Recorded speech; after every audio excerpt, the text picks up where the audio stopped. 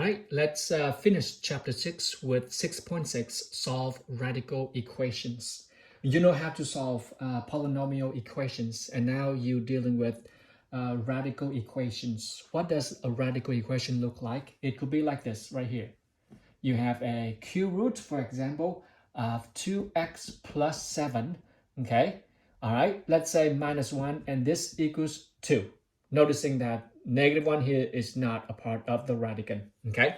Suppose if you have a radical equation like this, and you want to solve what must be the value for x that satisfy this equation, radical equation right here. The technique is right there in your key concept. It's on 6.6, page 452. You first isolate all constant on one side and keep the radical form in one side, okay? You isolate the radical on one side. So bring this one over here. What do you do over here? That's right, you add 1 both sides. That's the technique that you do. So on the other side right now you have, that is the third root of 2x plus 7. Okay, guys, you see that? All right, plus 7, and then this equals 3. Okay. Now, that's the next step.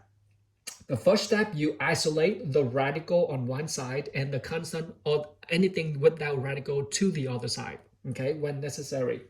Okay, so the second step right now, if this is a cube root, remember, suppose if x squared equals, let's say 16, you know what the value of x, by taking square root both sides, you got x equals what? Plus minus 4. What if right now you have is, let's say, a square root of x, and this is right here, let's say this is 4. To solve for x, what is the number square root give you 4? You do now is what? You square both sides. Make sense? So depends on the degree of the index. If it is square root, you square. If it is cube, you will raise to the third power. Okay? So similar to that, look at this right here. And you guys are familiar with this right here. How do I solve for this? Okay, you will now raise to the third power, okay, for the whole thing, the whole radicand to the third power. There we go. You do the same thing to both sides of a perfect equal equation, then you have not changed whatsoever. So by doing that, on your left side right now is only with what? 2x plus 7. Over here you now have, that's right, 27. Okay, you now solve for x. You guys are the expert of solving the polynomial right now, which is minus 7 both sides. You now have 2x equals 20. Is that on the screen? Good. Divide both sides you have right now is 10. So x equals 10. Guys, the third step is right here. The third step is right here. Always check your solution. Check your solution. Why is that? You are dealing with radical equation. So in the original radical equation, you have specific domain, which means the condition for x. But when you square them or you cube them, especially when you square them, when you deal with the even index, when you square them, you still have to go back and check with your original radical equation. Therefore, it's always smart and right to check to see if this is the right solution for your original function. Let's solve, shall we? Let's check it. Plug in x equals 10, plug in what you get. Okay, the cube root of 2 times 10, that's x is 10, plus 7, got it? Minus 1 equals 2, okay? Look right here, 3, okay, you see that? Okay, 2 times 20 is 20, okay? And 20 plus 7 give you 27. This is cube root minus 1. Does that equals 2? Okay, indeed, that is 3. Okay, so you got 3 right here. 3 minus 2 is 2. 3 minus 1 equals 2, correct. So that by after checking, you can claim that this is a legitimate solution because you have, next example, you will see extraneous solutions, which is only right for the apparent equation, but not for the original equation. Remember, I told you, when you deal with radical equation, you have different conditions. So always check your solution, okay? Let's go to the next one. I just did example one. Let's go into the next example, and you will see the application. Very, very common thing when you're looking for the formula of, of certain, I would say, a live application. And here you have, how do I measure the velocity of the wind? Okay, so here is the velocity of the wind based on the pressure.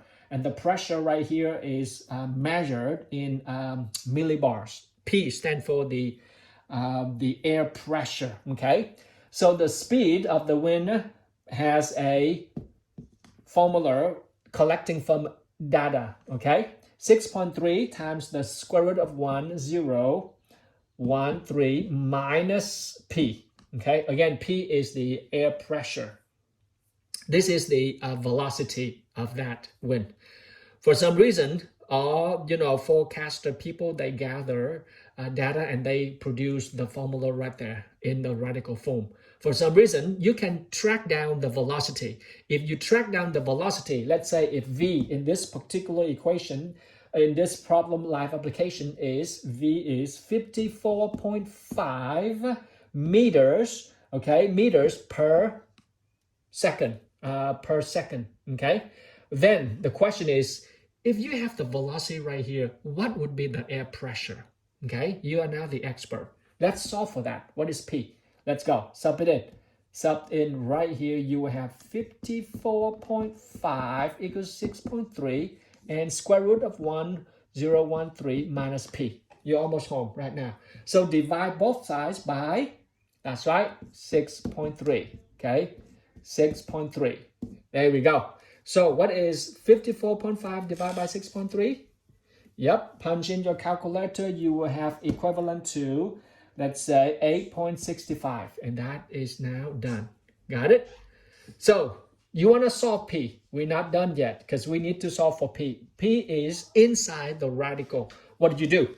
You square root both sides. That's right. Do the same thing for both. You will see that right there. Okay? So you square that right here. You will have what? 74 plus 8, makes sense? And that will give you right now is what? 1013 minus P. Okay, the task is almost done. Solving for P. I want to keep P positive, so I'm going to bring P over here, and I bring this guy over here, so I can keep things in positive sign, which is easier. Bring P over, which is plus P both sides. Got P, bring this over, you got 1013, okay? Minus 74 plus 8, which is right now is 938.2. Ladies and gentlemen, that is the equivalent to 938 millibars, okay? See that? From data that forecaster people, they collect, you produce the pattern for the velocity based on the air pressure of the wind. Then once you have that, you can see, okay, the air pressure is that right there, okay? All right, let's move into example 3, which is now you will see the application for your ACT, SAT, okay? Let's go with the example 3, and you have right here. What is the solution of the equation for x, let's say, 3 over 2 equals right now is 108. All right, what is the value for x? And I give you a multiple choice. Just solve by one step at a time. Well, you want to solve for x, so you want to bring x all by itself, meaning you single x out. By doing that, you divide both sides by, correct, 4. There we go. So your task right now you have is x 3 over 2. What is 10 that give you 27? Correct, okay? 108 divided by 4 give that. All right, you want to solve for x. X right now is 3 over 2. You just want to single x out. So you are now racing. Look, 3 over 2 racing what give you 1? Racing 2 over 3. If you raise 2 over 3 one side, you have to keep in your mind the other same thing. They both have to be the same thing. See that? So that you have not changed any value whatsoever. But by doing that, you cancel out an exponent of exponent, give you x to the 1. We just don't say that. So here we go. 27. Can I rewrite 27 as 3 to the third? Make sense? And then 3 to the third power. Now time with the exponent, because you know what? Exponent of exponent is just timing the exponent together and keep the base. So now you have what? 3 to the second, which is now x equals 9. There we go. That's your value right there, and you got your answer.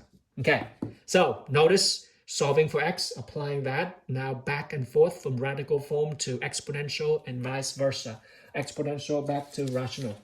Let's go for example 4, shall we? Okay, you having fun? Let's do example 4. Okay, here in example 4, you will have a more of a complicated radical form or exponential form, which is x plus 2 to the 3/4 and minus 1 equals 7. Okay, you will see this in your homework. You want to solve for x. Okay, let's solve for x, shall we? All right, can I bring 1 over here because I want to isolate, okay, x alone. So x plus 2 over here is 3/4, and bring it over, I get what? I get 8. Okay, makes sense? All right, remember to check your answer, okay, guys? So here we go. How do I solve this?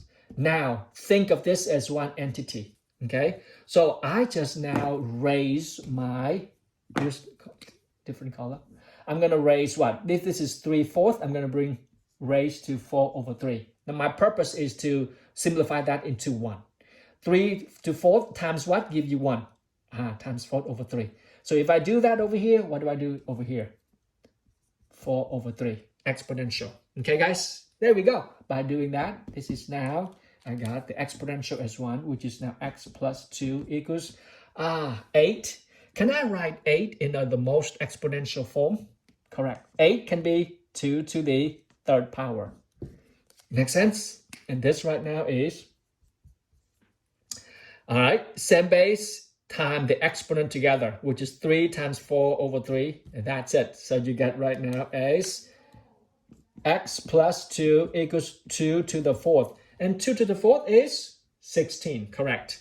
So now you have, do you see it over here? Okay, so this is 16, okay? So you now have x plus 2 equals 16, and bring 2 over, you will get what? Minus 2, both sides. You now have x equals what? 14. All right, now you are going to just check your solution. Check your solution to see if that is correct. Plug it in. Plug it in. You're going to check this, okay? Plug in. 14 plus 2 gives you what? Yeah, sorry. 14 plus 2, you see it? X is 14. 14 plus 2 give you what? 16, okay? So you got 16.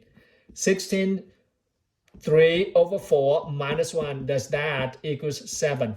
Okay, so look at this. Here you have, I'm checking for you, okay?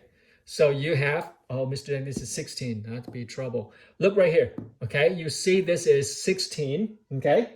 You got now 16, which is 2 to the 4th, and to the power of 3 to the 4th, minus 1, and this is cancel out.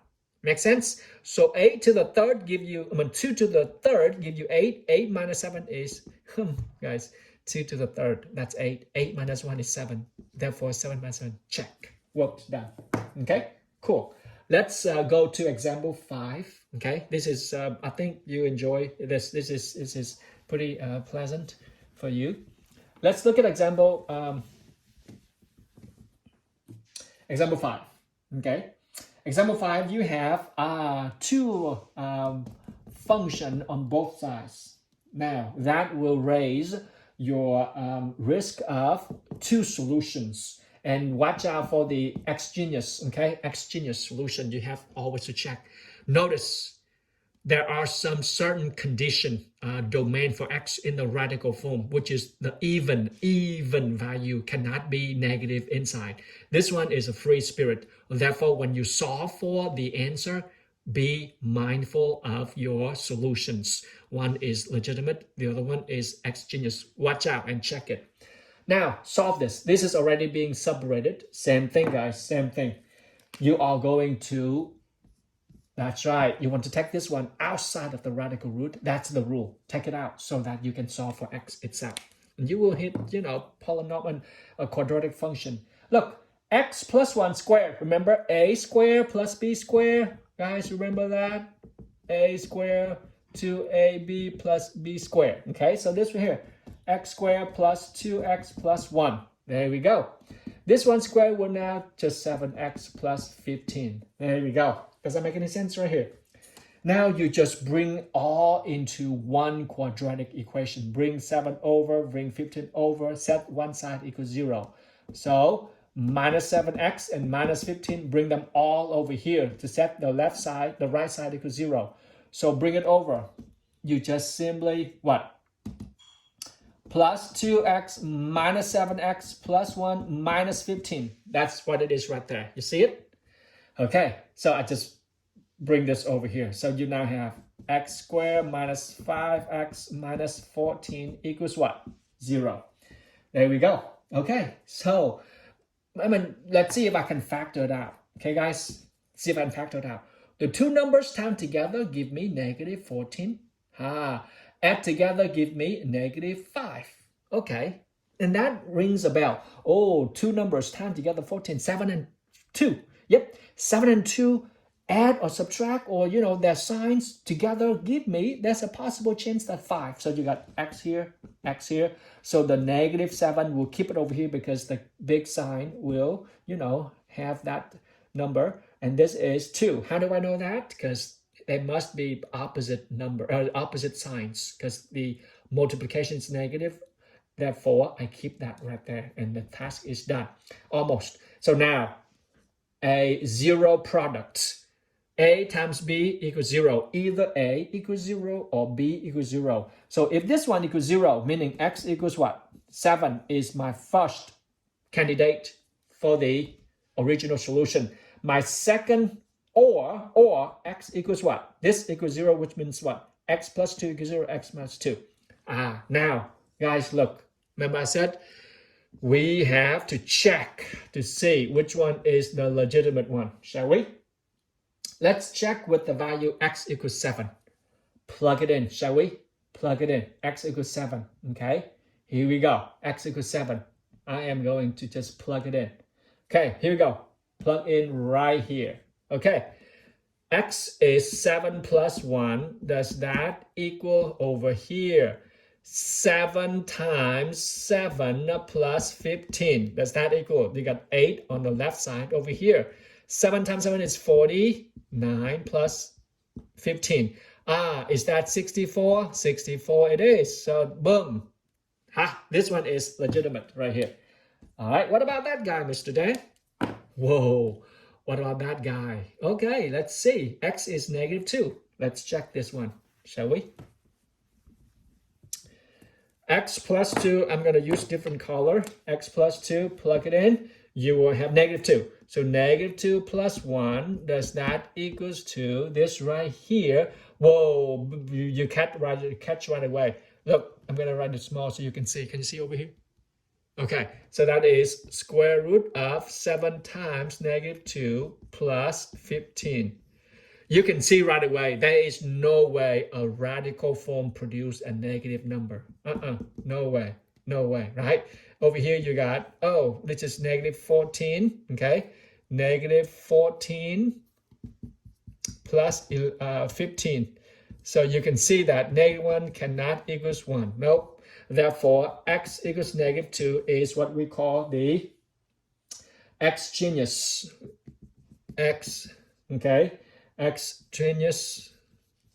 solution, which is only right for the apparent, which is the developed function, but not for the original function. Okay, so the answer is only that guy right there. Make sense, guys? Okay, all right. Now we are moving to another case, which is how about both sides dealing with radical form? Well, same technique, same procedures. Let's go to example 6 with me, please.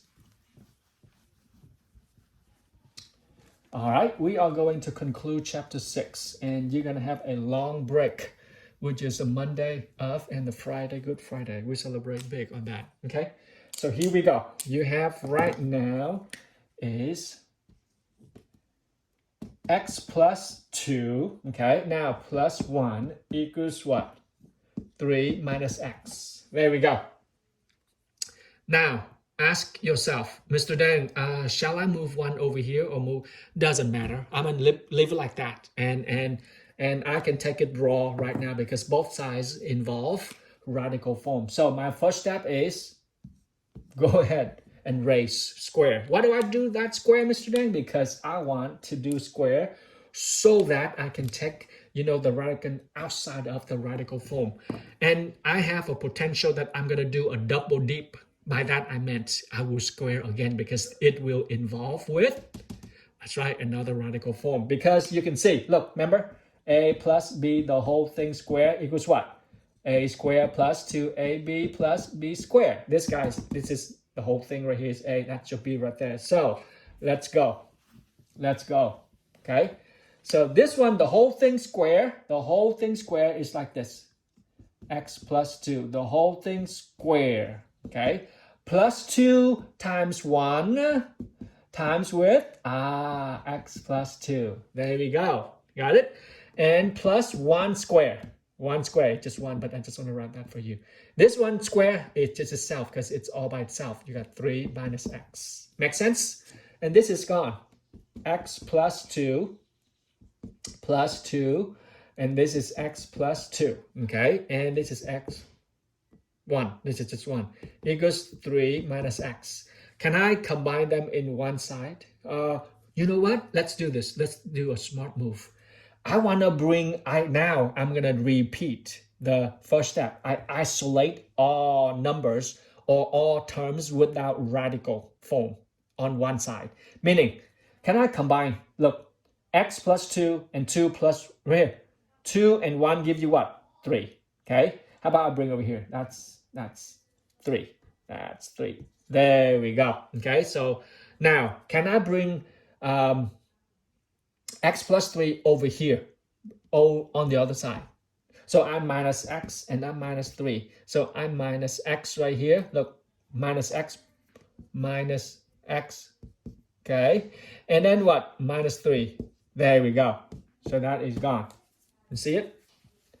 All right, so I'm solving that with you. So what is now you have 2 square root of x plus 2 equals 3 minus 3, that's 0. Negative x minus x gives you negative 2x.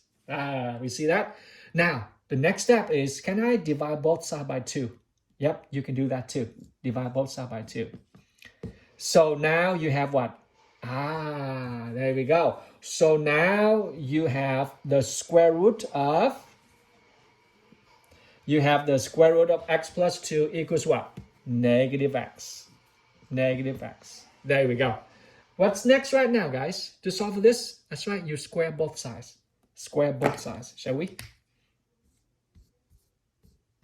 There we go. So you see the condition, the domains for value x right now keep changing. So watch out for the legitimate solution and the extraneous solution. So square this, you got x plus 2. Square that, you got x squared. Okay? Now put them in quadratic form. Can I bring this over here? Bring this over here, bring this over here. So now you will have what? You will have, can I write over here? See it? Bring it over. Okay, so you got x squared minus x minus 2 equals 0. Guys, can I factor this guy out? Okay, can you see it right there? There we go. Good.